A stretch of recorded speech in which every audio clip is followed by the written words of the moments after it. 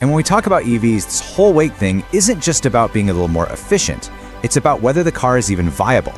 See, batteries are incredibly heavy, just absolute boat anchors, and that weight just kills your driving range. So by making the rest of the car lighter, you can either pop in a smaller, cheaper battery for the same range, or you can seriously boost how far you can go. Lightweighting is what's making EVs a practical reality. Okay, so how are they actually doing it?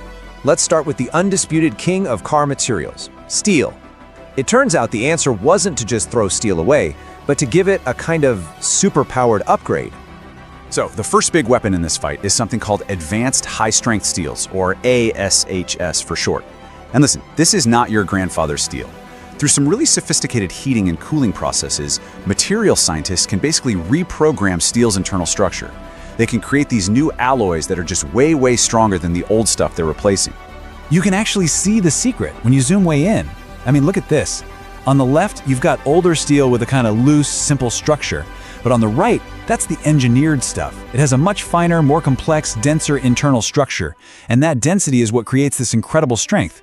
It means you can build the car's safety cage with thinner and a whole lot lighter parts without sacrificing a single ounce of crash protection. Pretty cool, right? But even super steel has its limits. So, to get even more dramatic savings, we have to move to the next class of materials. Let's talk about the lightweight metals. Probably the most famous example of this is the Ford F-150. A few years back, Ford made this huge, high-stakes bet by switching the entire body of the best-selling vehicle in North America from steel to aluminum. And the result? They cut over 300 kilograms. That's like permanently kicking 3 or 4 adults out of the truck. A huge difference.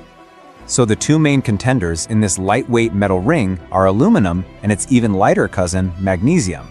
And both of them have these really unique properties that make them perfect for different parts of a car. And here's the thing.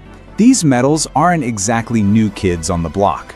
As you can see here, they've been popping up in cars for over 100 years, from early engine blocks to the crankcase in the old VW Beetle. So what's different now? Well, it's our ability to manufacture them, to form them, and to join them together at a massive scale, which is what makes them finally suitable for the core structure of a modern car. But of course, there's always a trade-off. Let's compare them to plain old mild steel. Aluminum can cut a part's weight by up to 60%.